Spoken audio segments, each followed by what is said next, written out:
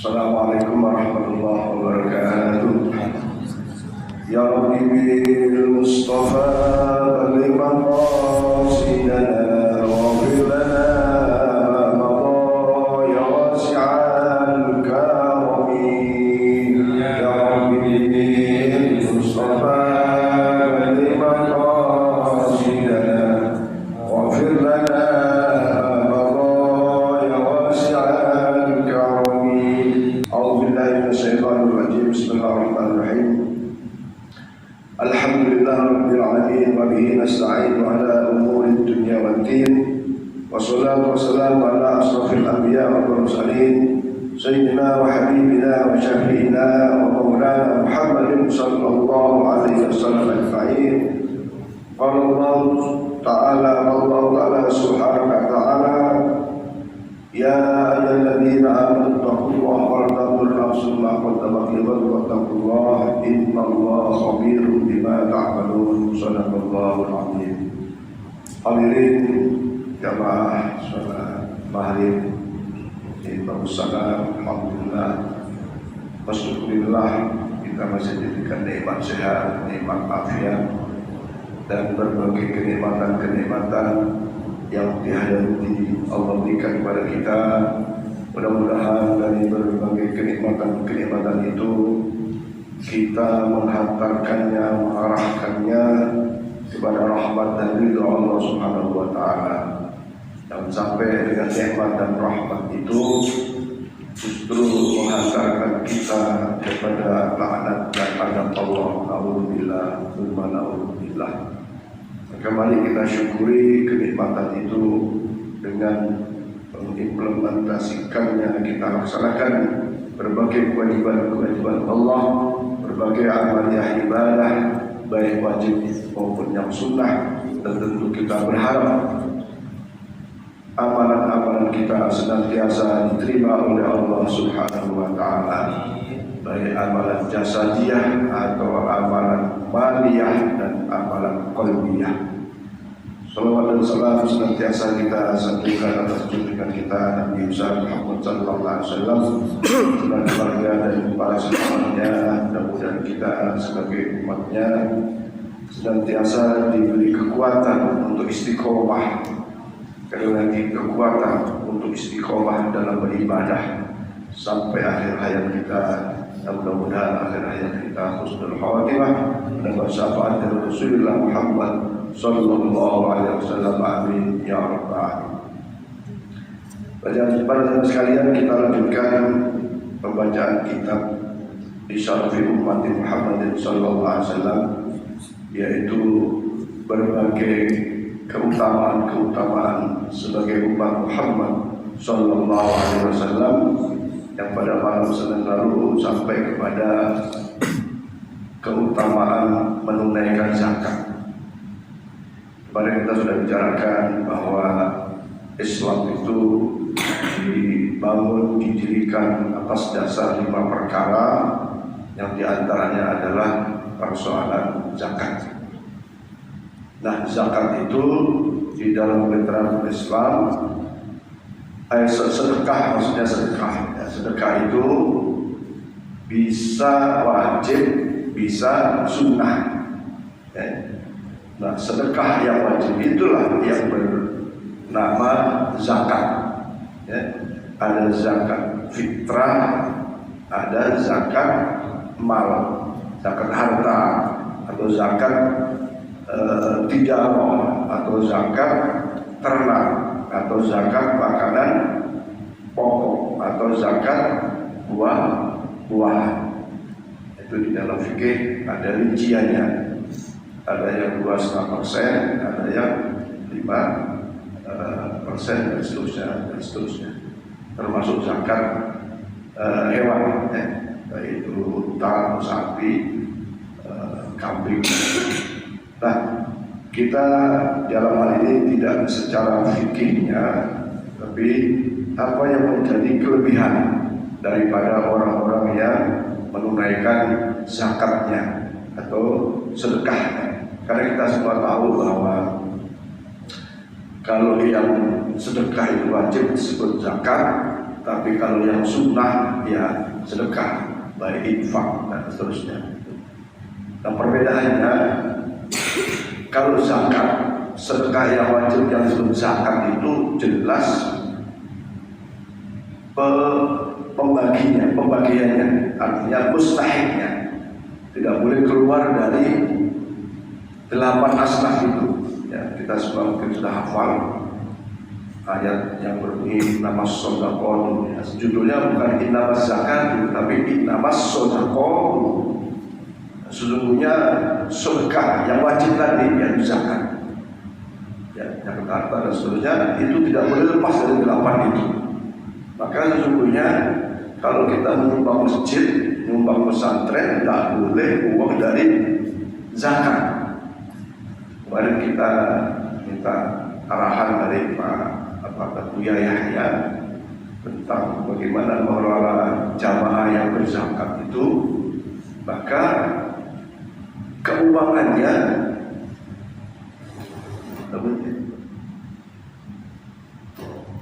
tadi subuh itu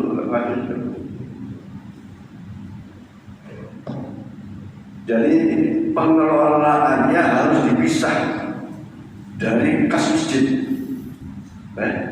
Pengelolaan orang yang nanti mungkin pada bulan Ramadan bayar zakatnya, ya kalau zakat fitrah jelas habis.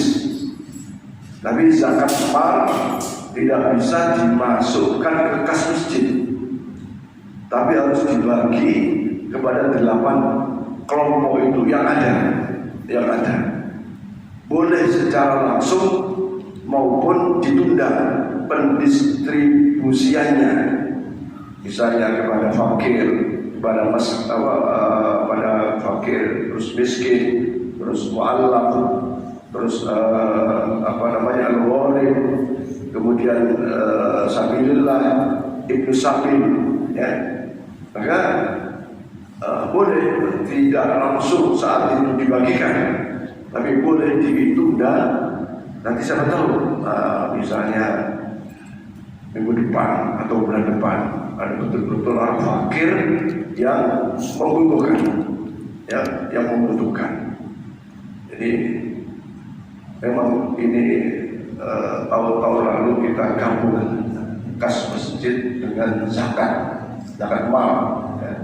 Tapi sisi lain psikologis umat Islam ini seakan-akan kalau zakat itu dibagikan kepada katakanlah fakir miskin, utamanya pada saat Idul Fitri, seakan-akan itu ada perasaan kurang serah, ya. Lebih suka kalau dimasukkan ke kebutuhan masjid atau bangun masjid secara fisik. Nah itu di mana-mana sebagai rasanya kayak gitu, padahal sesungguhnya penerimanya, mustahiknya sudah jelas 8 itu, tidak boleh keluar dari itu. Nah kalau nanti pengurus masjid atau amil zakat menyimpang dari itu, maka menjadi beban tersendiri secara hukum di hadapan Allah Subhanahu wa Ta'ala. Nah di sisi lain kita perlu pahamkan kepada para muzaki, orang-orang yang mengeluarkan zakat, harus dipahamkan juga, karena seperti itu untuk masukin kas masjid, dan untuk bangun masjid misalnya gitu. Bahkan kemarin kita tanyakan, bagaimana kalau masjidnya itu punya utang, ya kan? Mewakili sebagai wakil gharib, orang yang punya utang, maka tetap tidak bisa, karena masjid itu kewajiban bersama orang-orang yang diberikan dia harta. Ya, maka disitulah fungsi infak dan sedekah yang sifatnya sunnah, ya, yang sifatnya sunnah.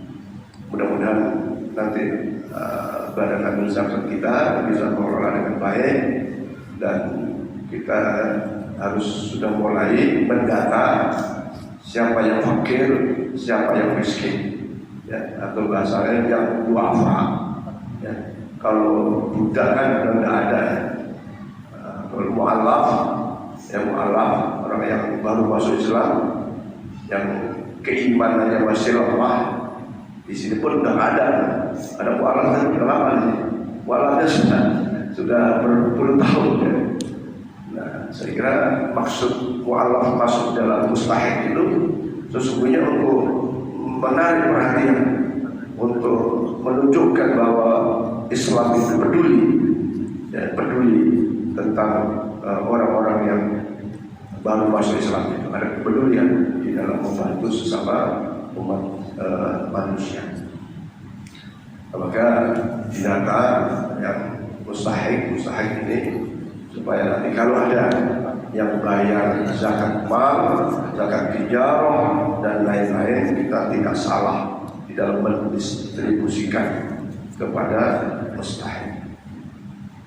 Itu sekedar penjelasan tentang sedekah wajib disebut zakat, sementara sedekah yang sunnah ya sedekah atau infak, dan itu tidak ada batasnya. Kalau zakat ada ketentuannya, ada syaratnya, diantaranya misalnya harta yang sah, tidak harta kreditan, kemudian kepemilikannya mencapai 1 tahun haul, kemudian nisabnya, ukurannya juga sudah ditetapkan. Ya, kemarin kita sampaikan setara dengan kurang lebih 86 gram emas, dan kepemilikannya sudah 1 tahun. Dan terus kalau tahun depan pun masih memiliki harta yang senilai itu ya, senilai 86 gram emas itu, tahun depan juga tetap masih harus mengeluarkan zakatnya. Nah, kalau perhiasan hitungannya adalah antara emas perhiasan dengan emas simpanan. Ya, ini sesungguhnya secara logika bisa dipahami. Kalau orang punya anting 10, itu kan hampir pasti yang perhiasan 1 atau 2 atau mungkin 3. Yang 7 berarti walaupun berupa anting-anting emas, termasuk emas simpanan, termasuk gelang, kan? Punya gelang keroncong 30 biji, ya pasti tidak semuanya menjadi emas perhiasannya. Karena ada sebagian ulama mengatakan kalau perhiasan, kalung 1 itu kan dipakai sebagai perhiasan. Itu ada yang berpendapat tidak perlu dihitung. Tapi kalau punya kalungnya 10, ya berarti yang 9 bisa dihitung sebagai harta mal atau mal. Kita baca hadis yang diriwayatkan oleh Imam Ahmad, At-Tirmidzi dan An-Nasa'i serta Ibnu Majah. Bismillahirrahmanirrahim. Wa an Mu'adz bin Jabal radhiyallahu anhu qala kuntu ma'a Rasulillah sallallahu alaihi wasallam fi safarin fa asbahtu yawman qariban minhu wa nahnu nasiru fa qultu ya Rasulullah akhbirni bi'amalin yudkhiluni al-jannah wa yuba'idni minan nar. Qala laqad sa'alta 'an 'azim wa innahu la yasirun 'ala man yasarahu Allahu 'alaihi ta'budullaha wa la tusyrika bihi syai'an wa tuqimus shalah wa tu'tiyaz zakata wa tasuma ramadan wa tahujjul baita. Hadis dari Mu'adz bin Jabal radhiyallahu anhu, pernah bersama Rasulullah sallallahu alaihi wasallam dalam suatu perjalanan yang intinya, ya Rasulullah, berikan berita kepadaku, akhbirni, berikan berita kepadaku, bi'amalin, satu amalan yang yudkhiluni jannah, amalan yang dapat menghantarkan kami masuk surga, wa yubaidu minan nar, dan amalan yang dapat menjauhkan daripada neraka. Maka qala laqad sa'alta 'an 'azim, ya Rasulullah, ini pertanyaan yang sangat mulia, yang sangat besar, yang sangat agung. Ya, fa innahu la yasirun 'ala man yasarullah. Ya, maka Kalau pertanyaan ini terjawab dan dilaksanakan dengan baik, maka akan memudahkan untuk dekat kepada Allah Subhanahu wa Ta'ala. Dan di antara amalan itu ta'budullah wa la tusyriku bihi syai'an. Jangan menyembah kepada Allah. Ta'budullah, menyembahlah kepada Allah, beribadahlah kepada Allah, wa la tusyriku bihi syai'an, dan jangan melakukan kesyirikan. Kemudian wa tuqimus shalah, dirikan sholat, laksanakan sholat. Kita semua tahu yang di awal kemarin Islam itu didirikan atas 5 dasar, di antaranya adalah mendirikan sholat. Apapun keadaan kita, sholat ini menjadi hal yang utama. Bahkan awwal ma yuhasabu yaumil qiyamah as-shalah. Pertama kali nanti bagi seorang hamba akan dihisab pada hari kiamat adalah tentang sholat. Maka berbeda dengan puasa. Kalau puasa boleh tidak puasa, kalau sakit, kalau musafir. Tapi kalau sholat, musafir pun ada sholatnya, ada cara sholatnya. Di antaranya ada jamak takhir, jamak takdim, ada qasar, dan seterusnya. Tetap ada, tak lepas dari kewajiban sholat. Termasuk sakit dan bisa wudu, sholatnya juga tetap berkewajiban, walaupun harus dengan tayamum. Bahkan sholatnya harus dengan isyarat, ya, dengan gerakan tubuh. Nggak bisa ya dengan kedip mata misalnya. Kalau nggak bisa, hatinya yang sholat. Uqimus sholat, menegakkan sholat dalam keadaan bagaimana? Kecuali tidur. Kalau tidur ada hukumnya. Ya, tidur. Kalau ketiduran lain lagi. Ya bahasa ketiduran lain lagi. Itu kalau sengaja udah mau istilahnya mau subuh baru tidur, terus kesiangan, itu ada hukuman lain. Udah mau duhur 5 menit mau duhur tidur. Ya, apalagi biasa kalau tidur itu nggak cukup 10 menit misalnya kan, udah gitu nggak ada yang bangunin, itu jadi dosa. Kata seakan menyengaja. Kalau tidurnya jam 10, tahu-tahu bangun jam 4, ya, nah itu kenikmatan tuh.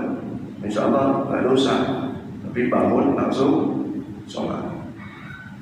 Jadi begitu penting sholat harus ditegakkan.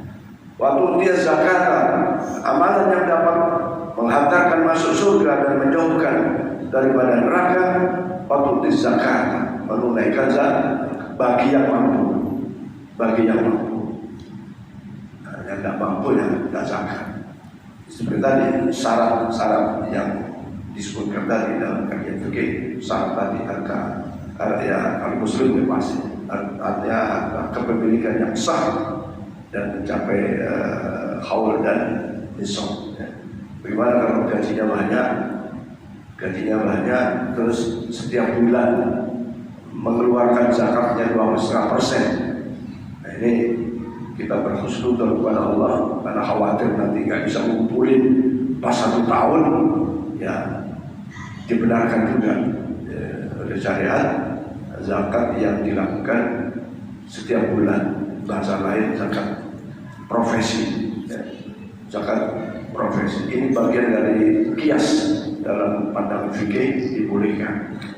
Kemudian waktu kata subuh Ramadan, amalan yang dapat memasukkan surga dan menjauhkan neraka adalah puasa Ramadan. Wa tahujjul baita, ya, dan menunaikan rukun Islam yang kelima, yaitu ibadah haji. Ini bagi yang mampu.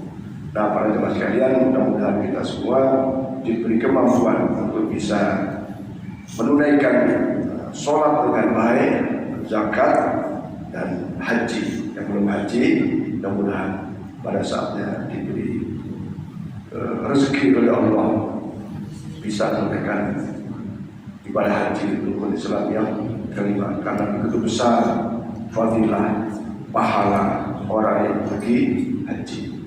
Ya, bahwa Rasulullah bersabda, al-hajjul mabrur laisa lahu jazaa illa jannah. Tidak ada pahala yang pantas bagi haji yang mabrur. Yang mabrur masalah, yang mabrur, maka surga sebagai balasan yang pantas bagi orang yang hajinya mabrur. Kalau kita merasa, ya, kalau tadi pagi itu disebutkan orang-orang itu tidak boleh berdoa yang tidak terjangkau, gitu kan? Tadi kajian subuh.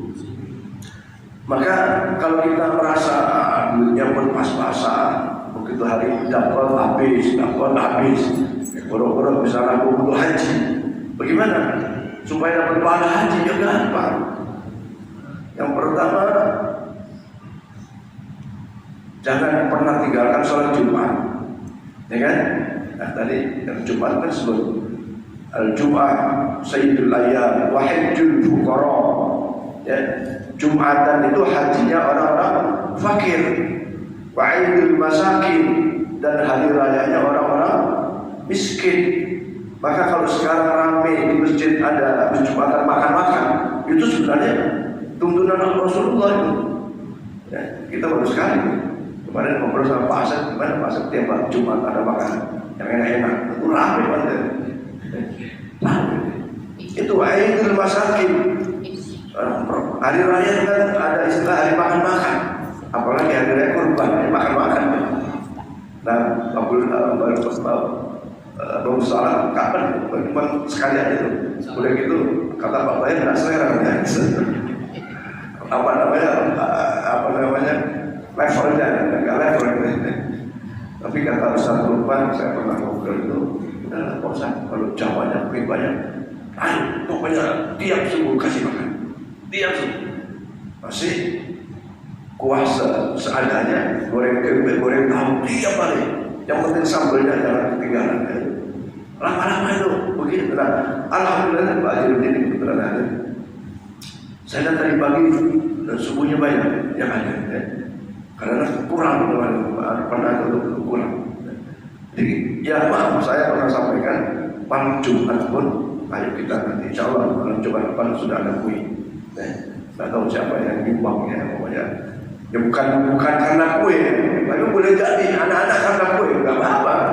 Tapi lama-lama kan sudah bukan kuenya gitu, tapi yasinannya, tapi amalannya, nggak masalah. Bikin makanannya nanti ada, karena bagaimanapun orang itu akan butuh makan.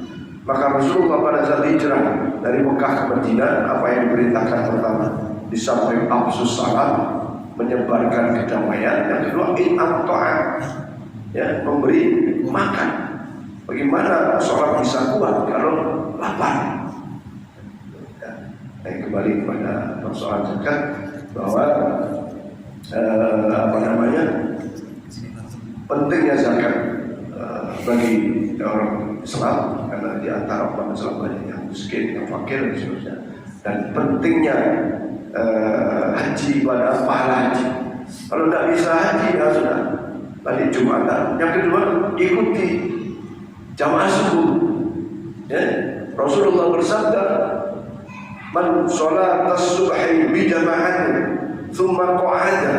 Ya, siapa yang ikut jamaah subuh, thumma qa'ada, kemudian dia habis sholat subuh dia duduk, fadzakarallah, dan berzikir kepada Allah, bertasbih, ya, termasuk di dalamnya mencari ilmu, ya, kuliah subuh, hatta tatlu'a, sampai pada masuknya waktu syuruk, kemudian diakhiri dengan sholat 2 rakaat, yaitu sholat syuruk. Maka kahaji wa umrah ia akan memperoleh pahala haji, umrah yang sempurna. Jadi tidak ada istilah, ya Allah tidak adil dong kalau begitu besar pahala haji, kita miskin, tidak bisa haji, tidak bisa istilahnya itu komplain seperti itu. Ya sudah, lakukan yang bisa. Apa? Tadi sholat Jumat, kemudian ikut sholat jamaah subuh sampai waktu syuruk, kemudian sholat syuruk tanpa diselingi dengan pembicaraan atau kata-kata kotor, dapat pahala sempurna lagi haji. Yang haji saja, yang umroh saja belum tentu mabrur. Tadi saya ada pengajian di Sri Kandi itu, ya, ada yang bertanya, saudara saya Pak Ustaz umrohnya udah 2 kali, tapi masya Allah belotang-belotang terus sholatnya. Kayak apa gitu umrohnya berbahalan. Tapi kalau umrohnya itu mabrur pasti dampaknya baik atas apa terhadap ibadahnya. Itu bisa diyakini, karena ibadahnya itu oleh Allah SWT. Kemudian para jamaah sekalian, hadis lain dari Imam At-Tabrani, Rasulullah SAW bersabda, "Uqfulu li bisiddi uqful lakum bil jannah." Qultu ma hiya ya Rasulullah? Qala as-salatu waz-zakatu wal amanatu wal farju wal batnu wal lisan. Rasulullah bersabda, bertanggungjawablah kepadaku untuk mengerjakan 6 hal. Artinya di sini Rasulullah SAW bertanggung jawab kepada orang-orang yang mengerjakan dan menunaikan dengan semestinya hal-hal sebagai berikut. Artinya gini, Rasulullah itu kan sebelum wafat berkeinginan untuk seluruh umatnya masuk surga. Rasulullah berkeinginan seluruh umatnya itu akan dimasukkan ke dalam surga. Maka seakan Rasulullah itu meminta kepada kita, cobalah ikut bertanggung jawab kepadaku dengan melakukan beberapa amalan-amalan supaya benar nanti kalian semua masuk surga. Kemudian qala Mu'ad bertanya, "Ma hiya ya Rasulullah?" Apa itu yang harus kami pertanggungjawabkan kepadamu dengan jaminan surga? Rasulullah bersabda, "As-shalah." Salat nih, ada 6 hal. Bisitin dengan 6 perkara. Yang pertama, as-shalah. Salat. Banyak sedekahnya kalau sholat itu bisa jadi musprah. Bantu sana sini banyak, tapi tidak sholat, masya Allah. Alhamdulillah. Ya tentu kalau soal diterima dan tidak itu Allah yang tahu, itu hak Allah. Tapi secara teks hadis ya, bahwa ternyata pondasi agama itu ya sholat tadi. Bahkan kemarin saya sebutkan, la dina liman la sholata lahu wala imana liman la amanatahu wala hayata liman la roksha. Tidak dikatakan orang itu la dina liman la sholata lahu, tidak dikatakan orang itu beriman Islam kalau tidak sholat, dan tidak dikatakan seseorang beriman kalau tidak tidak amanah, dan tidak dikatakan orang hidup wala hayata liman la roksha, tidak dikatakan orang hidup kalau tidak punya kepala. Jadi sholat ini betul-betul ya. Pertama sholat, kemudian zakah, membayar zakat, wal amanah itu dipercaya. Sebagaimana Rasulullah SAW punya sifat amanah, ya. Sifat wajib bagi Rasulullah yaitu tabligh, ayat yang boleh dibalik-balik, tabligh, amanah atau fakonah, ya. Kemudian siddiq, amanah, tabligh, fakonah, jadi amanah dipercaya. Ya. Kemudian wal farju, yaitu menjaga kehormatan diri, artinya ya tidak berzina, ya. Tidak berzina. Kemudian wal batnu, memelihara yaitu makanannya halal, ya, makanannya halal. Wal batnu, menjaga perutnya dari barang haram. Kemudian wal lisan, yaitu jaga lisan. Maka kalau saya dan kita semua diberi kekuatan oleh Allah istiqomah dalam sholat, kemudian karena sudah mampu, kemudian menunaikan zakat, kemudian amanah, kemudian menjaga kehormatan, kemudian makanannya selalu halal, menjaga perut dari barang haram, kemudian wal lisan, menjaga lisan, insya Allah Rasulullah akan bertanggung jawab atas diri kita dalam pengertian akan dimasukkan ke dalam surga yang Allah Subhanahu wa taala. Maka Rasulullah sampai bersabda, "Salamatul insan fi hifdzil lisan." Selamatnya manusia sangat tergantung bagaimana kemampuan menjaga lisannya. Nah, para jemaah sekalian, ayo khususnya dari saya dan kita semua bisa menjaga hal ini sehingga kita benar-benar bersama Rasulullah SAW berada di dalam surga Allah yang penuh dengan berbagai kenikmatan-kenikmatan. Saat dalam hadis saya baca, hadis ini hadis diriwayatkan oleh Imam Bukhari dan Muslim. Waqad sa'ala rajulun nabiyyan sallallahu alaihi wasallam faqala akhbirni bi'amalin yudkhiluni al-jannah qala ta'budullaha la tusyrik bihi syai'an wa tuqimus shalah wa tu'ti zakat wa tasilur rahim. Hadis diriwayatkan oleh Imam Bukhari dan Muslim bahwa ada seseorang bertanya kepada Rasulullah sallallahu alaihi wasallam, ya, akhbirni bi'amalin, ya Allah berikan berita tentang amal-amal yang yudkhiluni jannah, yang dapat menghantarkan masuk surga. Nah, jawabannya kurang lebih juga. Qala Rasulullah bersabda, ta'budullah wa la tusyrik bihi syai'an. Jangan menyekutukan Allah dengan apapun. Tuqimus shalah, tegakkan salat, wa tu'ti zakat, tunaikan zakat, wa tasilur rahimah, yaitu menyambung tali silaturahmi, ya, menghubungi kerabat famili yang putus misalnya, maka silaturahmi ini ternyata juga dapat menghantarkan kita sebagai amalan yang menghantarkan kita menuju surga Allah Subhanahu wa taala. Wallahu a'lam bishawab. Masih banyak hadis-hadis tentang ini dan barangkali ada yang ingin ditanyakan, silakan. Ya, selain ini apa istilah fakir, miskin dan duafa, apa semuanya sama pengertiannya, tidak mampu? Ya. Memang ada kriteria, yaitu fakir itu apa kriterianya, kemudian miskin itu apa kriterianya.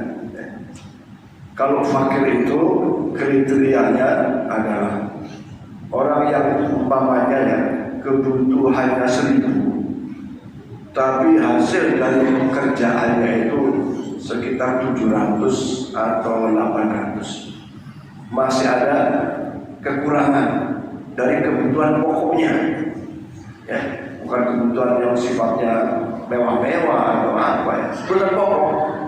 Istilah kita itu kan 9 bahan pokok itu. Nah, dia masih kurang. Kalau miskin lebih parah lagi, ya, tidak punya apa-apa.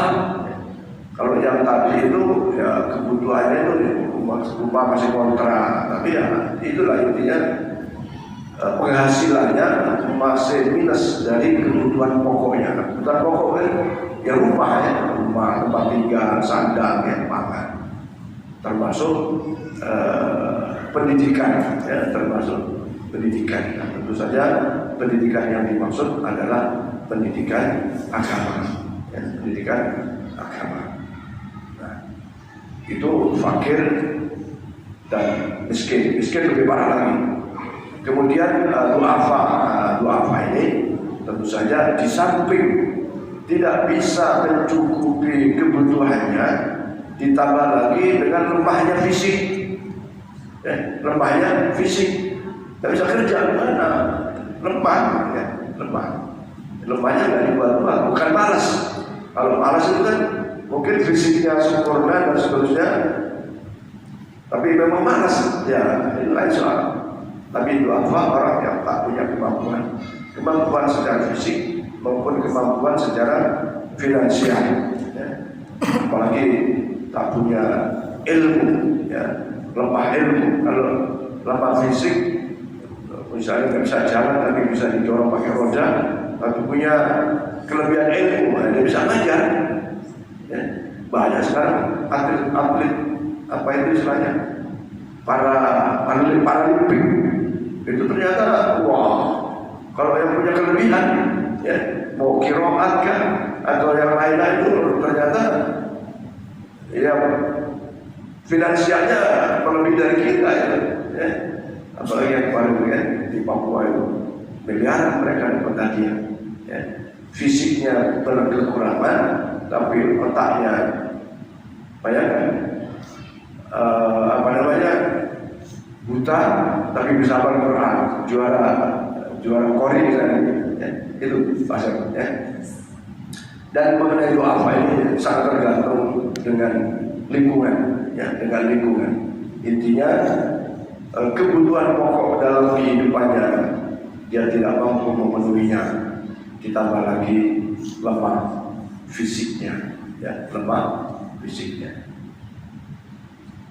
Mungkin ada yang lain?